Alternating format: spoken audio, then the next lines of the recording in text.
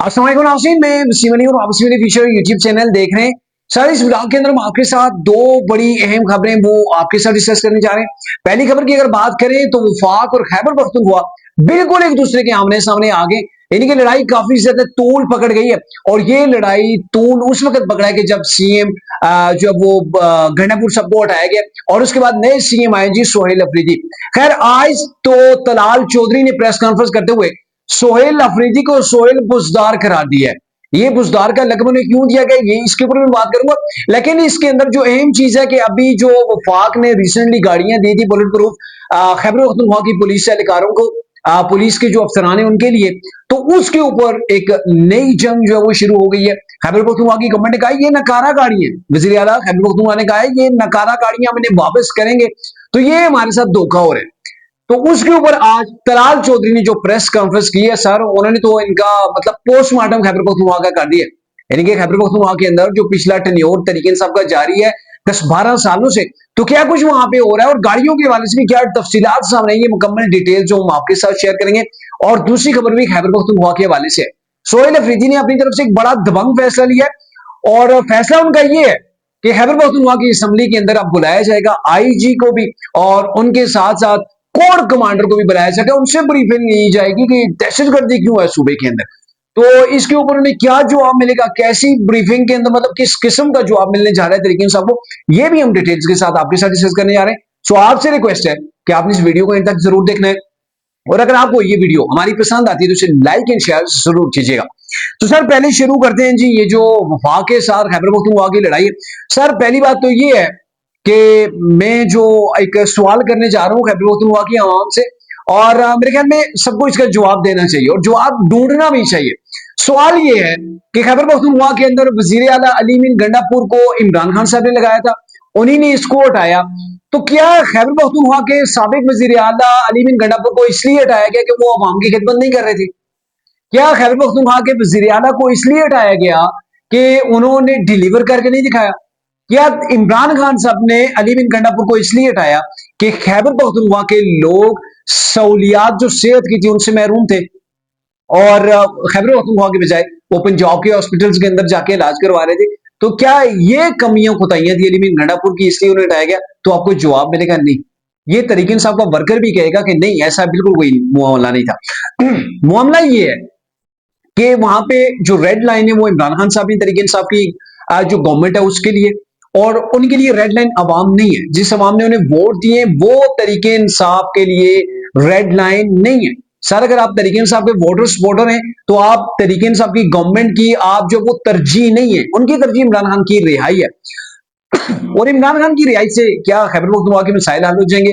ये तो मुमकिन नहीं है, क्योंकि आप वहां पे जहां पे टेन्योर आप गुजार रहे हैं, जहां से आपने वोट लिए हैं, वहां की आप खिदमत कर नहीं रहे। खान साहब रिहा होंगे, उनको दोबारा मौका मिलेगा तो तब करेंगे ना। तो फिलहाल ये चीजें अब आती, जो असल मेरा मौजू है वो ये है कि सोहेल अफरीदी साहब ने फड्डा डाल दिया है और मेरे ख्याल में जो इमरान खान साहब है वो चाहते भी यही थे। फड्डा इन्होंने ये डाला है, जो स्टार्ट लिया है, स्टार्ट यहां से लिया है कि हमें जो गाड़ियां देगी बुलेट प्रूफ, जो इनकी ब्यूरोक्रेसी है खैबर पख्तूनख्वा की, उनको तो ये नकार है, ये फजूल किस्म की है। उन्होंने इसके ऊपर प्रेस कॉन्फ्रेंस कर दी और कहा कि ये हम गाड़ियां जो हम वापस भेजने लगे तो खैबर पख्तूनख्वा का जो फंड्स है, जो खैबर पख्तूनख्वा का बजट है, वो खैबर पख्तूनख्वा को वफाक नहीं दे रहा। तो इसके ऊपर आज तलाल चौधरी साहब ने जवाब दिया है। जवाब जिस अंदाज के अंदर उन्होंने दिया है, मैं समझता हूं पोस्टमार्टम करके रख दिया है ये नए वजीर आला का। अच्छा, इन्होंने क्या कहा, जो अहम पॉइंट है वो मैं आपके सामने रखता हूं, फिर आप खुद अंदाजा लगाइएगा कि ये तो पूरी पूरी चार्जशीट जो है वो इन्होंने कर दिया है तरीके साहब की गवर्नमेंट को। इन्होंने कहा जी खैबर पख्तूनख्वा के अंदर अगर खैबर पख्तूनख्वा की जो अपनी वहां पे गवर्नमेंट है उनको अपने जो वो तमाम चीजें वो फंड्स मिल रहे हैं, 600 अरब का उनको फंड मिला है जी, ये सिर्फ दहशतगर्दी से निपटने के लिए, जिसके अंदर मतलब उनकी पुलिस को आपने उसके अंदर रिफॉर्म्स करनी है, उसको आपने डेवलप करना है, वहां पे आपने उनको जदीद किस्म का असला, गाड़ियां, मतलब तमाम सहूलियात उनको देनी है ताकि वो दहशतगर्दों से लड़ सकें। और अभी पाकिस्तान की बदकिस्मती ये है कि पाकिस्तान के खिलाफ जो दुश्मन पाकिस्तान से लड़ रहे हैं, जो दहशतगर्द हैं, वो जदीद असला इस्तेमाल करें, वो जदीद टेक्निक्स जो वो इस्तेमाल करें, और हमारी पुलिस के पास कख भी नहीं होता। वहां पे हमारे जवान जो है वो रेगुलरली वहां पे शहीद हो रहे हैं। तो इसके लिए इन्होंने कहा जी अगर सूबे को ख्याल होता इन्होंने वो फंड जो वो खाने नहीं होते, कहीं लगाने होते, जो इनके लबे लुबाब था जो इनकी स्पीच का, तो इन्होंने लगाने होते, तो ये वहां पे पुलिस, वहां पे सीटीडी ये तगड़े होते, ये जो है वो बुलेट प्रूफ गाड़ियां अपनी पुलिस को लेके दे देते। पंजाब की गवर्नमेंट ने अपनी पुलिस को अपने बजट से जो वो ये गाड़ियां लेके दी हैं बुलेट प्रूफ, और सिंध की गवर्नमेंट ने भी अपने बजट से लेके दी हैं। तो खैबर पख्तूनख्वा वाले ये क्यों देखते रहे?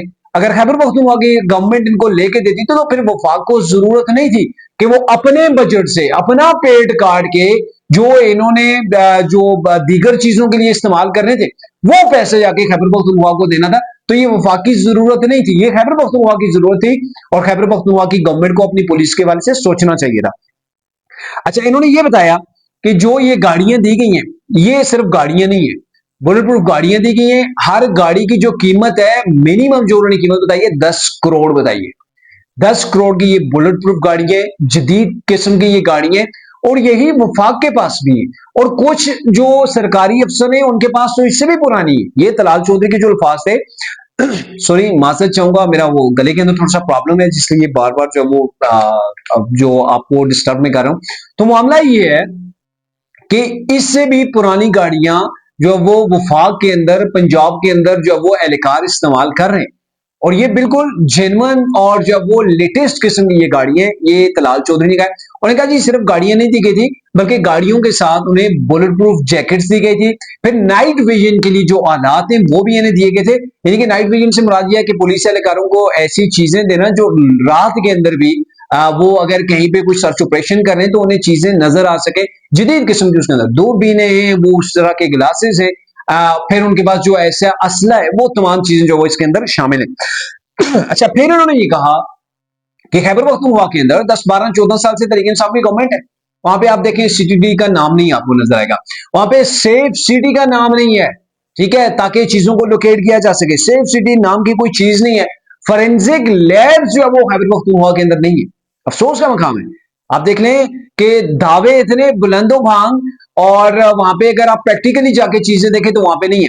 अच्छा, तंजन, या फिर आप इसको आप एज ए सबूत कह लें, तलाल चौधरी ने यह भी कहा कि आप देख लें पंजाब के हॉस्पिटल्स का आज विजिट करें, वहां पे आप देख लें 50% से ज्यादा वहां पे मरीज कहां के, वो खैबर पख्तूनख्वा के। तो खैबर पख्तूनख्वा के मरीज इसलिए हैं कि उनकी गवर्नमेंट नकारा है, उनकी गवर्नमेंट काम नहीं कर रही, उनकी गवर्नमेंट के पास जो फंड्स होते हैं वो खाए जा रहे हैं, या फिर तरीके साहब के जलसों जुलूसों रैलियों के अंदर लगाए जा रहे हैं। अगर वो इंप्लीमेंट हो उन चीजों के ऊपर, वो सही जो है वो चीजों के ऊपर, जगहों के ऊपर लगे, तो वहां पे तालीम की इमरजेंसी नाफिज होती, वहां पे सेहत की इमरजेंसी होती, और खैबर पख्तूनख्वा से लोगों को लिए फॉरेंसिक करवाने या फिर अपना इलाज मुआवजे के लिए पंजाब के अंदर ना जाना पड़ता, या फिर खैबर पख्तूनख्वा के अंदर इलाज भी इतना महंगा है।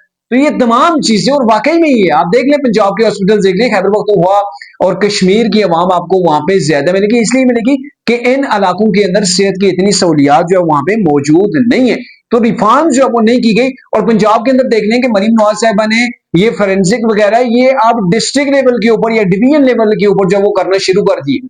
पहले सूबे के अंदर, फिर आप जो वो डिवीजन लेवल को, नेक्स्ट लेवल जो वो इनका डिस्ट्रिक्ट लेवल होगा, तो वहां पे इन चीजों को इंप्रूव किया गया, और वही वसाइल जो खैबर पख्तूनख्वा के पास है, जितने फंड, जितने जो है वो पैसा उनको मिलता है, उसी हिसाब से जो है वो मिल रहा है जी। सिंध को भी मिल रहा है, बलूचिस्तान को भी मिल रहा है, और पंजाब को भी मिल रहा है, लेकिन काम आपको जब वो पंजाब के अंदर होते हुए नजर आएंगे। फिर उन्होंने कहा जी ये जो सीएम में बुजदार 2 आ गए, ये सोहेल बुजदार है, और इनको लॉन्च ही इसीलिए किया गया है कि ये इमरान खान सब चाहते हैं कि फेडरेशन और ये जो वो आमने सामने हो। और दूसरी बात, ये सीएम चाहते ही नहीं कि खैबर पख्तूनख्वा के अंदर दहशतगर्दों के खिलाफ ऑपरेशन हो, दहशतगर्दों के खिलाफ जो वो कार्रवाई हो, और ये इसलिए चाहते हैं ताकि इस मामले के ऊपर फेडरेशन को या वफाक को जो ब्लैकमेल किया जा सके। ये अपनी पुलिस के लिए मसाइल पैदा कर रहे हैं कि हमने, इन्होंने उन्हें गाड़ियां नहीं दी, हमने जब इन्हें गाड़ियां दी तो इसके ऊपर भी इनको मसला हो गया कि कह रहे नकारा है जी वापस ले जाए। ये काम तो केपी की गया था ना, यानी कि जंग तो या दहशतगर्दी की जंग है तो वो ऑल ओवर पूरे पाकिस्तान की है, लेकिन जब सूबों को उनका बजट मिल रहा है, उनको उनके जो फंड्स हैं वो सारे के सारे मिल रहे हैं, तो फिर तो ये सूबों की जिम्मेदारी आ गई है। लेकिन अगर फेडरेशन दे रहा है तो फिर उसके ऊपर आप जब वो उंगली उठा रहे हैं, और वही गाड़ियां अगर पंजाब के अंदर या फेडरेशन के अंदर इस्तेमाल हो रही है, तो फिर ये जो है वो चीजें वही है कि इनको लाया इसी के लिए गया था तलाल चौधरी के मुताबिक कि ये चाहते हैं कि फेडरेशन और खैबर पख्तूनख्वा की जो गवर्नमेंट है ये एक दूसरे के आमने सामने रहे, और इंतहाई नासंजीदा करार दिया उन्होंने जी वज़ीर आला सोहेल अफरीदी को कि ये संजीदा नहीं है, दहशतगर्दी खत्म करने के हवाले से, अपनी पुलिस फोर्स की रिफॉर्म्स के हवाले से, सूबे के अंदर अवाम को रिलीफ देने के हवाले से। और मैंने पहले कहा ना कि जो तरीके इंसाफ की, खैबर पख्तूनख्वा की कोई भी गवर्नमेंट आप उठा के देख ले, उनकी तरजीहात के अंदर अवाम शामिल नहीं है। उनकी तरजीहात के अंदर इमरान खान जल्द से जुलूस, ये चीजें जो वो उनकी चीजों के अंदर जो वो शामिल है। अब आते हैं दूसरा जो टॉपिक था मेरा, वही बड़ा अहम है कि आपने देखा होगा एक वीडियो क्लिप जो वायरल है, खैबर पख्तूनख्वा के अंदर ये फैसला किया गया और वहां के जो स्पीकर है उन्होंने ये अनाउंस जो है वो बात की है कि हम जो है वो पहले मसरूफ थे, इस्तीफा आ गया गंडापुर साहब का, और उसके बाद जो है वो फिर उनके इलेक्शंस पे नए जो है वो सीएम आ गए, तो अब हम इजी हो गए। तो अब हम ये करने जा रहे हैं कि हम जो है वो आईजी को बुलाएंगे और साथ में जो है वो कोर कमांडर को बुलाया जाएगा असम्बली के अंदर। असम्बली के अंदर आके इनसे पूछा जाएगा कि हाँ भाई इस तरह बताए ना ये दहशतगर्दी क्यों है। तो सर मैं आपको बताऊं कि आईजी का तो पता नहीं, आईजी पुलिस को बुला रहे हैं, आईजी एफसी को बुला रहे हैं, किसको बुला रहे हैं, वट एवर, दोनों आईजी को भी अगर बुला लें और साथ में अगर ये कोर कमांडर को बुला रहे हैं, तो एक तरह से तो मैसेज आ रहा है भाई इन्होंने तो कोर कमांडर से सवाल जवाब जो मांग लिया, तो सोहेल अफरीदी किसी को छोड़ने वाले नहीं। सर मैं आपको बताऊं अभी रिसेंटली डीजीएसपीआर ने प्रेस कॉन्फ्रेंस की है खैबर पख्तूनख्वा के अंदर, पेशावर के अंदर, ठीक है, और उस प्रेस कॉन्फ्रेंस के अंदर तरीके इंसाफ के खिलाफ वो प्रेस कॉन्फ्रेंस आप देख लें, चार्जशीट है। दहशतगर्द क्यों आए केपीके के अंदर, कैसे उनके हाथ मजबूत हुए, गवर्नमेंट ने कितनी उनकी सहूलतकारी की, इसी चीज के ऊपर उनकी मुकम्मल जो वो डिबेट थी वहां पे, ठीक है। तो उन्होंने जो कुछ कहा, क्या समझते हैं कि कोर कमांडर आके असम्बली के अंदर उससे कुछ मुतजाद कह देगा? ये सियासी जमातों, ये सियासी अरकान की जो वो ये प्रेस कॉन्फ्रेंस नहीं होती है, ना ये उनकी तरफ से जो वो ये प्रेजेंटेशन होती है। सर फौज एक जो है वो ऐसा इदारा है, डिसिप्लिन इदारा है, और उसके अंदर जो पॉलिसी होती है वो सबके लिए होती है, वो बड़ी वाजे होती है। ये फॉर्मेशन कोर कमांडर्स कॉन्फ्रेंस होती है, तो जो कुछ डीजीआईएसपीआर ने कहा है वही कुछ तो इन्होंने कहना है, और फिर इन्होंने आके तो वही कहना है कि यहाँ पे खैबर पख्तूनख्वा की जो गवर्नमेंट्स आती हैं वो तालिबान के हाथ मजबूत करती हैं, वो इनके खिलाफ ऑपरेशन नहीं होने देती। वो अब भी इमरान खान साहब यही कहते हैं कि केपीके से जो वो जो अफगानी उनको वापस ना भेजा जाए, जो इलीगल अफगानी केपीके के अंदर उनको वापस ना भेजा जाए, और साथ में दहशतगर्दों के खिलाफ ऑपरेशन नहीं होना चाहिए। तो फिर उनका जवाब भी तो यही होगा। ये तो नहीं है कि एक सियासी बयान और देगा, दूसरा दूसरा देगा, तीसरे का उससे डिफरेंट होगा, ये चीज नहीं है।